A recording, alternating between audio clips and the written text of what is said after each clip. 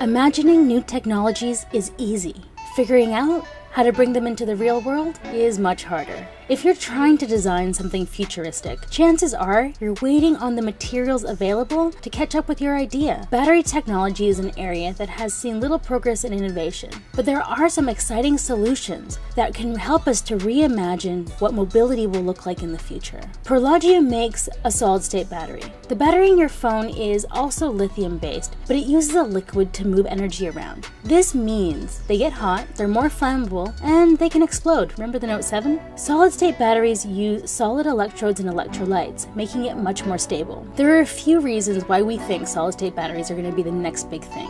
While they're much smaller and cheaper than current liquid-based batteries, they can potentially charge faster, last longer, and just have better overall performance. Today's batteries have short lifespans, and the constant charging and discharging slowly erodes their performance. Solid-state batteries are projected to have life cycles longer than the current 2 to 3 years that we're getting in batteries today. There are several categories of solid-state batteries, each of which uses a different material for the electrolyte. As we're still dealing with an emerging technology, researchers are still coming to grips with what type of solid-state electrolyte is best used for different product categories. Prologium uses FLCB. This is the only lithium chemical battery that adopts a flexible printed circuit. This makes it suitable for wearables or anything else that requires flexibility or a unique battery shape. Since it can be cut while charging, it makes it safe for people to wear. Prologium's released another video of their battery being cut in half and charging a phone for 24 hours. The more battery you cut away, the lower the battery's capacity. But it's been 3 years since we filmed our first video of the battery being cut in half. So we're still waiting for this technology to find a home.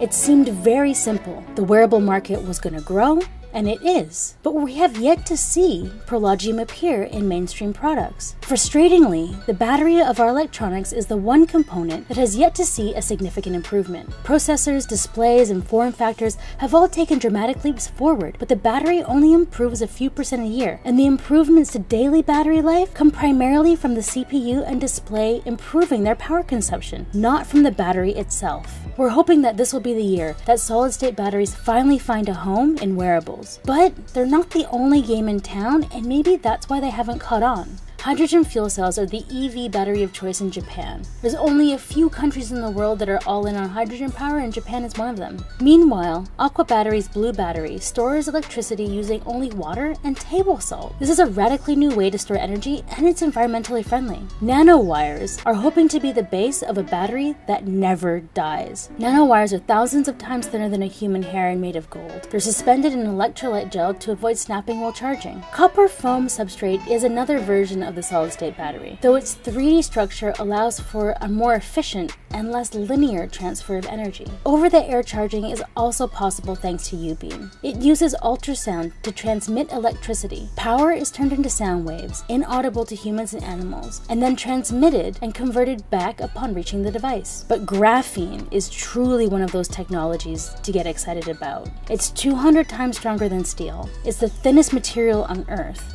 It's extremely conductive, transparent, and it's even won a Nobel Prize. Samsung, in November 2017, revealed that it had developed a technology based on a graphene ball. This could potentially boost its battery capacity by 45% and increase charging speed 5-fold. Their goal is to have a graphene-based power unit charge in only 12 minutes. We've actually tested out a graphene battery pack. It went from 0 to 5,000 milliamperes in only 12.5 minutes. Graphene also has the ability to be transparent, so we could see a truly transparent smartphone in the future. Graphene has the potential to change the way speakers are made. It can turn seawater into drinking water, revolutionize stem cell research, change low-light photography, prevent building collapse by being built into structures to show structural defects. And electric vehicles aren't discounting this technology either. Lithium-ion batteries aren't going anywhere. They're going to be the battery found in our smartphone and laptop for at least the next 5 years. But the key to new form factors is being able to power them from new sources. We're going to be tracking battery technology quite closely, because we see it as an integral part of how we change our mobility. For more news on future trends, please be sure to subscribe to Mobile Geeks so you don't miss out on more great videos like these. I'm your host, Nicole Scott.